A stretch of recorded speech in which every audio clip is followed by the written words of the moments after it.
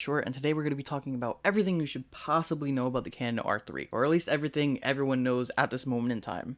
So, coming right in, let's talk about the pricing. This is something that no one's talked about yet. As far as I understand, no one's mentioned it. Canon Rumors has the pricing. It's about $5,000 to $5,500, and that's the pricing. It might be a little pricey, but it's the same price, I believe, as the R5 when it came out. Not too bad. The electronic shutter is 30 frames per second, which is very, very awesome for electronic shutter. I don't know what the actual shutter speed would be. I'm pretty sure it's higher than that. Now let's talk about the autofocus system. The autofocus system is going to be, I would assume, slightly better than the R5 and the R6. But I'm saying slightly better because it's only been a year. I don't know how much they can improve on the autofocus system on that. The next thing is the eye control autofocus. Now, Peter McKinnon's actually mentioned this. You put your eye up to the camera. The camera's going to tell you, look here, look there, look there, look here. And then it would register your eye. And then when you use it and you move your eye around in that area, the focus point will be where your eye looked. That is something very interesting that I would love to be able to see. So if Canon, you want to send me an R3 to test out, that'd be really awesome. You know, just saying. Just a thought, Canon, if you want to, you know, pass me one.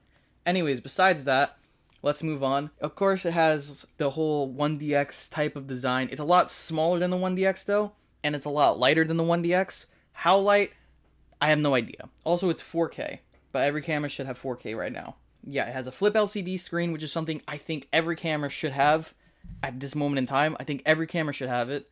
There shouldn't be no excuse not to have a flip LCD screen.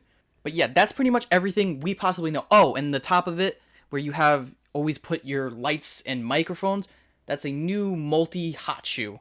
I don't know the full name, but I think it's a Multihot shoe, or multi-shoe is what they're calling it. I don't know what it could possibly add. I mean, all you ever use it for is mics, lights, maybe a screen, like an extra video screen on top of it. I don't know what the multi-shoe is supposed to add more. Maybe Canon's releasing more stuff later on the road. Who knows?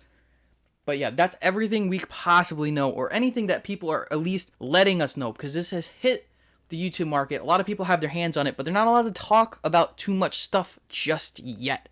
So I'm assuming as the months go on, we're going to learn more and more things about it, but this is everything we possibly know at this moment in time. Now, if you like this video, please give it a thumbs up. Please subscribe if you enjoy the content, and I will see you guys in the next video.